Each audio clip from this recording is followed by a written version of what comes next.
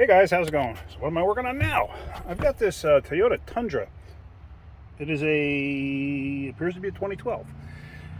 The customer brought it in for a check engine light, no drivability concern that they mentioned, and an oil change.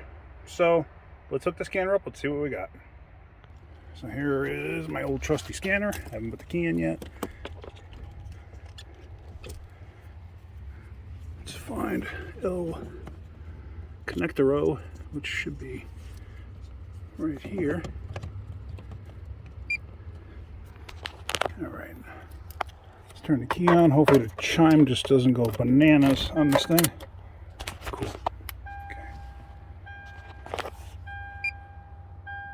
Hopefully it'll stop. If not, I'm gonna get in and close the door. It stopped. Okay.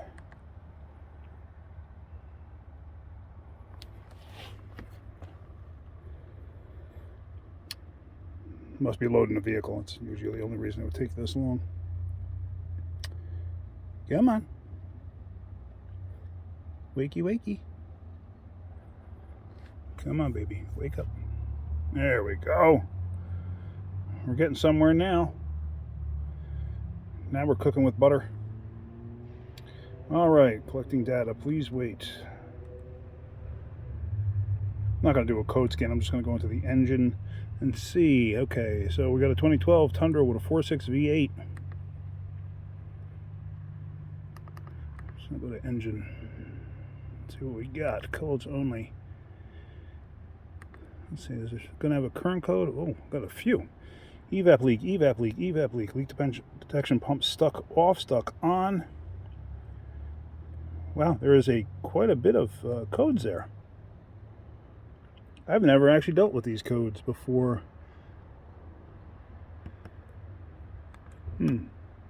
Let's see what we got in history codes.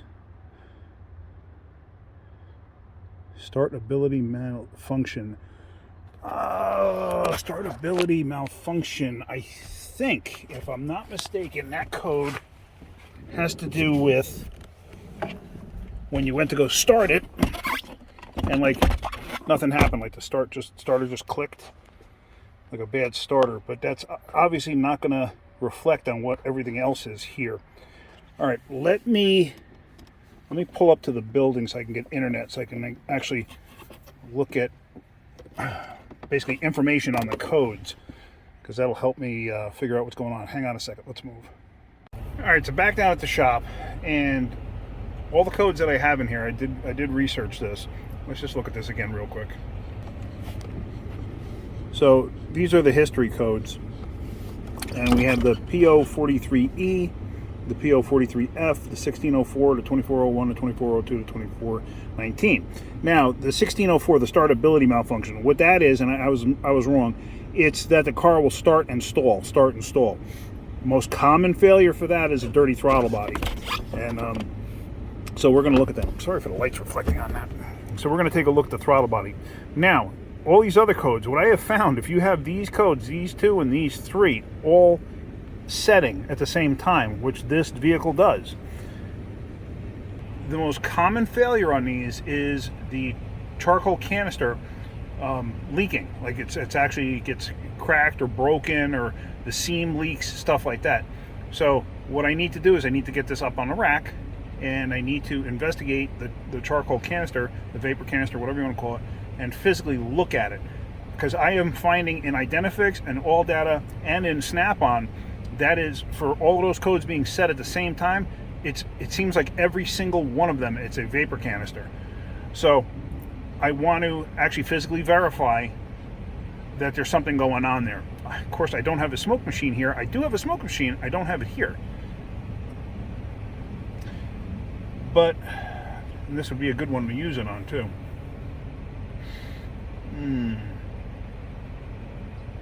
What to do? I might have to go grab it from the I have it in my storage unit. I'm gonna have to go grab it. All right, but yeah, so what I'm gonna do is this is gonna go into tomorrow now. It's the end of the day now. I mean, what time is it? It's like 4:45 right now. I'm not going to get that involved. I can't even get it in the shop as of yet. So I'm going to get this up on the lift in the morning. I got to change the oil. I'm going to look at the throttle body. I might look at the throttle body right now, actually, because I could do that outside on the ground. It's not a big deal. But then once it's up in the air for the oil change, I'm going to look at the charcoal canister, or vapor canister, whatever you want to call it, and I just want to investigate that. But at least if I can stop and get my smoke machine, that thing, I should be able to add smoke to the system and figure out what's going on. All right, let's take a look at the throttle body real quick. So right off the bat, taking this cover off, what do you see there? Somebody's been messing with this thing at some point. Clamp is loose. All right, let me get this thing out of the way. So with that tube completely off, as you can see by looking around in there, it's got quite a bit of carbon in it. Or mung, or whatever you want to call it. That stuff is very gummy too. It attracts dirt. So what I'm going to do is I'm going to get in there and clean that. I'm also going to clean the mass air meter while I'm here. And I'm also going to look at the air filter. I want to make sure that it is okay. May as well while I'm here, right?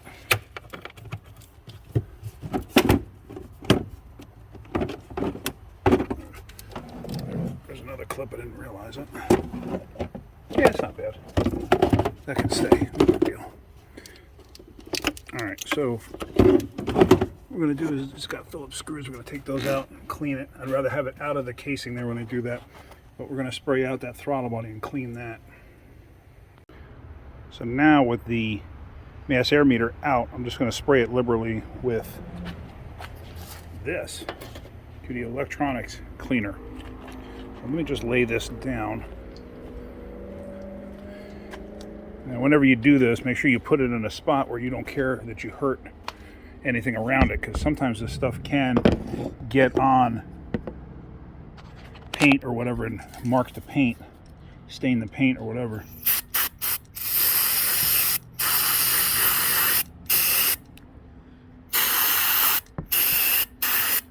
That's all. That's all I do to them. And that will clean them. Nice. And you don't want to go there and you don't want to like rub them with a toothpick or a pick or a screwdriver or anything like that, because you can damage them. Yes, you can be very gentle with some kind of a mild electronics scraper or whatever. I've heard that before. I would never do it, but if you want to go ahead and try it, go ahead. But I don't recommend it. But yeah, so let me get this installed back in place and then let's clean the throttle body. So now I can't get too close to the camera, or can't get the camera too close to what do I got to do here. So usually what I'll do is I'll spray it up. I got an old toothbrush that I keep handy, and I spray that with some carburetor cleaner. It's just carburetor cleaner. That works really good for this. And then you hold it open and you basically scrub it. And let me tell you, I had the motor running too hot because this is hot, or too long because this is hot. Plastic or a piece of wood or something like that, you can do that. Don't ever stick anything metal in there, but this works good to hold it. So you spray it. Problem is I did get it a little too hot, so now the cleaner actually is drying up rapidly because it's clean, because it's hot. So let me just do this. You just want to clean in there liberally. Yes, you're going to partially flood the motor out a little bit on solvent, but you don't want to load the intake with it. But you do want to liberally clean it, and you can feel that it's gummed up when you're doing this. You can feel the toothbrush digging into the gum that's there. I'm going to leave that like that, and I'm going to spray it liberally. And like I said, yes, you are going to flood this thing out on cleaner. So when we go to restart it, it's going to struggle a little bit.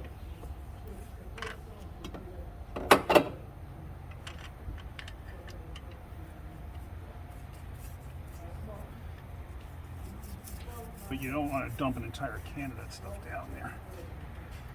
What's going on, man? Got something here kind of light. it go down to him? Yeah, it goes down to him. Okay, buddy. You doing all right? Yeah, I'm doing all right. Yeah. Making a video right now. Oh, are you? Yeah. Hello, video. Come on, All right, so here we go. And see, you hear the nonsense going on in the background? And nonsense is non-stop. That's why things need to change, because I can't take this nonsense anymore. So, they'll be changing soon. Lots of things are changing. So you get the general idea. You just got to keep doing that till it's clean. And like I said, you are going to flood it out with cleaner.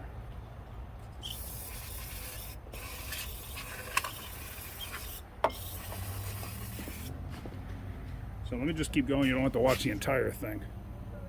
All right, so that's looking pretty darn clean. I mean, you see a little bit on there, but it's not going to affect it. Like the main bore and the butterfly is all nice and clean now. So now let's put this back together. And then we're going to have to start this thing up, and this thing will have a little bit of an issue starting. But like I said, that's absolutely to be expected. Sometimes when you do start it, you hold your foot to the floor to kind of clear flood it. Clear flood means the injectors get shut off, and it allows it to basically use up whatever is in the cylinders, thinking that it's, you know, fuel or whatever, but you know, the carburetor cleaner is a fuel if you think about it. It's combustible, so.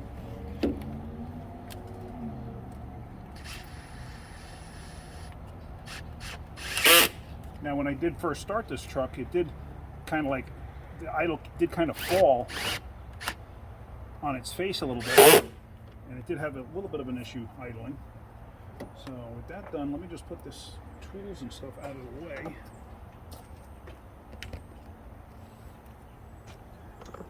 And then we're going to throw the cover back on.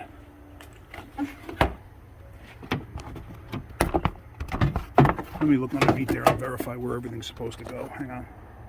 All right, so that's in place. Now some of you may ask, what's this? Why is that so like orange in color? That appears to be some kind of a rust or something that's on there. I don't know from what. Could have been from an old battery that blew back on there and just happened to contaminate that one line. I have no idea. But I mean, everything looks okay. I don't see anything out of the ordinary anywhere else. So, all right, let's start it up.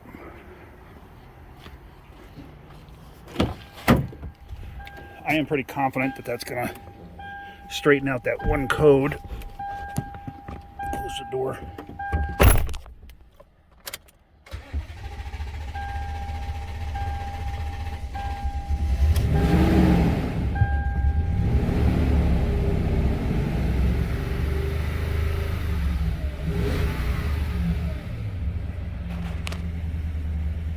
All right, check engine light is flashing right now, and that was to be expected because it is probably misfiring because of the buildup of stuff in the intake manifold.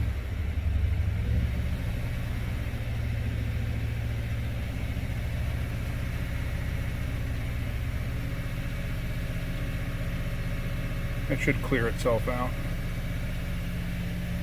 Let me let it warm up, and it should clear itself out. This is pending codes, and we have a pending 7, 8, and random. But I am not concerned about that. The motor feels smooth again, although the light's still flashing, which is kind of odd. Let's do this. Let's back out of all of this. I just want to see. I see misfire data.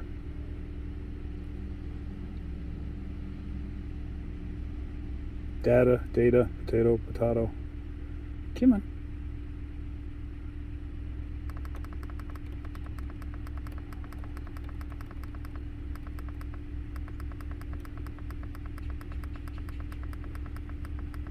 I don't really care about all of this other information. How about telling me misfires on the cylinders?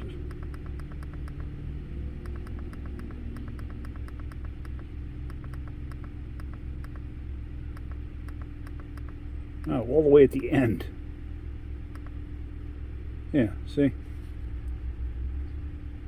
We have no current misfires but the check engine light is still flashing.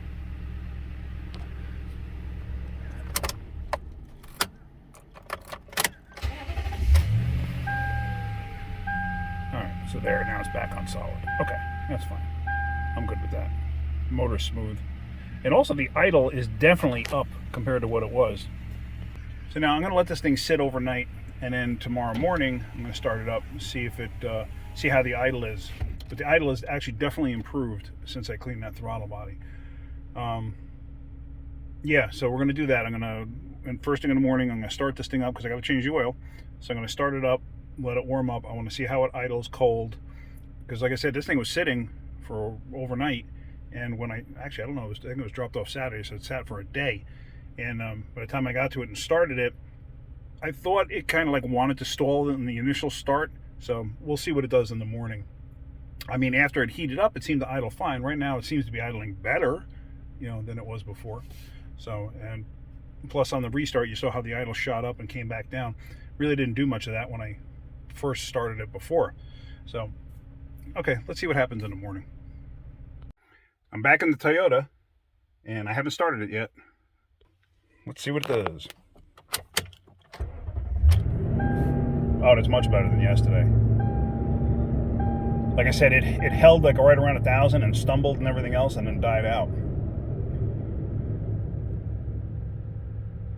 All right, I think I'm going to leave this video alone here because doing a video for the smoke machine and everything else, that should be a completely separate video. Sorry about the darkness there. Yeah, so hopefully you got something out of that video. If you did, hit that like button. If you could, please subscribe. All right, guys, have a great day. Keep wrenching.